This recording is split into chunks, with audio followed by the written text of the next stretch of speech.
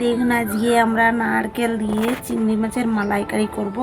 তার জন্য আমার নারকেল দরকার, নারকেলটা কুড়িয়ে নিচ্ছি।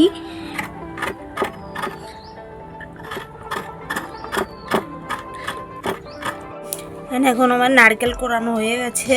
এখন এটাকে সামান্য গরম জল করে ভিজিয়ে রাখবো। এখন আমরা 10 মিনিট এই নারকেলটাকে ভিজিয়ে রাখবো গরম জলে, সামান্য পরিমাণ গরম।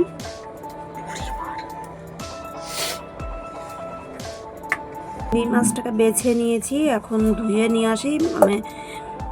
এখানে আমি নিয়েছি পেঁয়াজ কুচি, রসুন, আদা কুচি, শুকনো লঙ্কা, জিরে। এটা আমি দেব, পেস্ট করে নিয়ে আসি। আছে ওটা তেল গরম হয়ে গেছে, এখন আমি মাছটা দেব।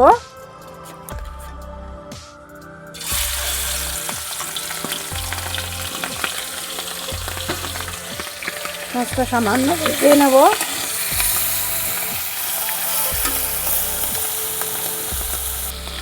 মাছটা এখন ভাজা হয়ে গেছে, এখন তুলে দেবো। বেশি ভাজলে চিংড়ি মাছটা আবার শক্ত হয়ে যায়, খাওয়া যাবে না। তেল গরম হয়ে গেছে, এখন আমি দেবো জিরে, তেজপাতা দিয়ে একটু নেড়ে নেব। এখন মশলাটা দিয়ে দিয়েছি।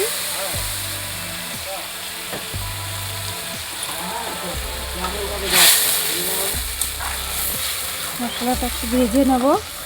মশলাটা ভাজা ভাজা হয়ে গেলে ভালো করে ভেজে নিতে হবে। ভিজিয়ে রেখেছিলাম সেই নারকেলটার দুধ এখন বের করব।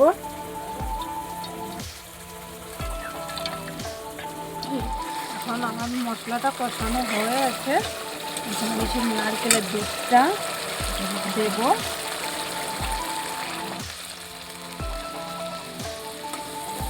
এক্সট্রা জল দেব না, যেহেতু নারকেলের জলটা আছে, দুধটা আছে, ওটাই দেবো।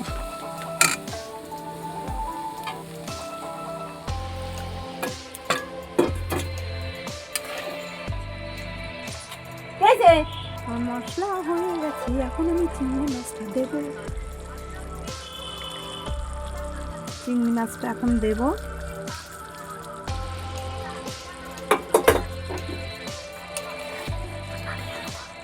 একটু নাড়িয়ে নেব।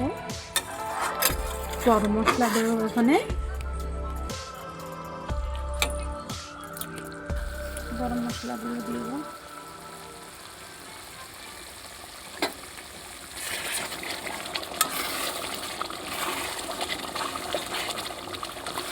রান্না কমপ্লিট হয়ে গেছে, এখন আমি ধনেপাতা কুচি দেব। নামিয়ে দেবো।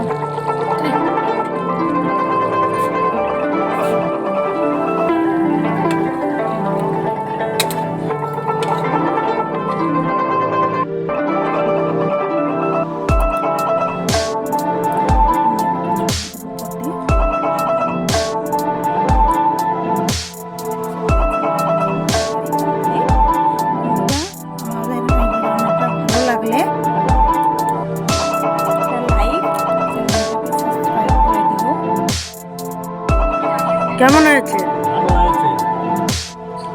কেমন হয়েছে রান্নাটা?